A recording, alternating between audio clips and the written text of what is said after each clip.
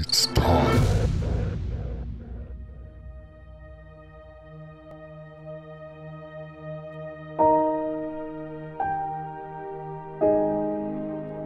Just a quick question. What if we could turn back the hands of time? Even if we could, what difference would it make? John, what's wrong with you?